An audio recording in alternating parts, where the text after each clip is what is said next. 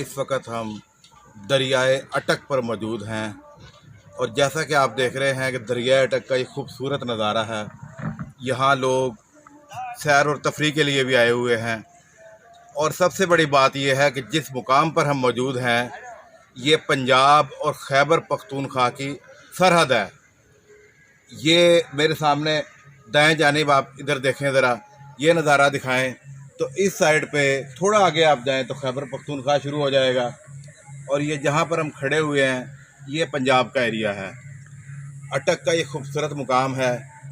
लोग दूर दराज से इलाकों से सैर और तफरीह के लिए आए हुए हैं।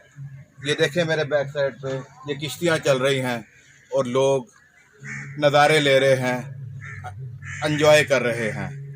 आज अटक में पोल न्यूज़ की टीम का दूसरा दिन है।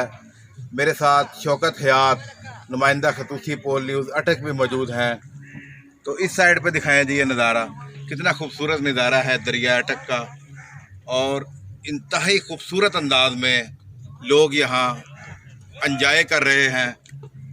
दरियाए अटक पर हम मौजूद हैं इस वक्त। तो दरियाए अटक के खूबसूरत नज़ारे आपको दिखा रहे हैं।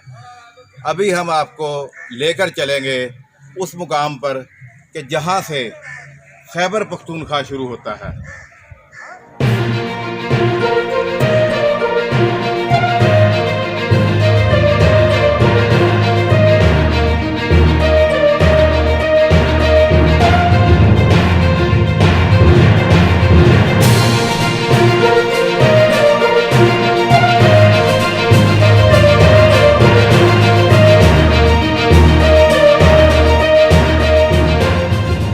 इस वक्त हम उस मुकाम पर मौजूद हैं कि जहाँ पर खैबर पख्तूनख्वा शुरू होता है। ये अटक का पुल ख़त्म होते ही खैबर पख्तूनख्वा की तरह शुरू हो रही है।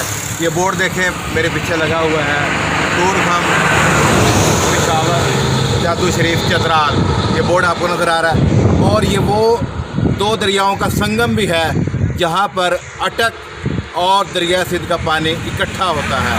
तो ये वो मुकाम है कि जहाँ पर पंजाब ख़त्म हो जाता है और खैबर पख्तूनख्वा शुरू हो जाता है। और ये सामने अगर आप देखें मेरे सामने ये अटक का किला है, बड़ा मशहूर किला है और ये वही किला है कि जिसके बारे में सुना गया कि यहाँ पर मुशर्रफ दौर में साबिक वज़ीर आज़म मियाँ मोहम्मद नवाज शरीफ को भी कैद रखा गया, इसी किला में कैद रखा गया। तो ये सामने बिल्कुल अटक का किला है।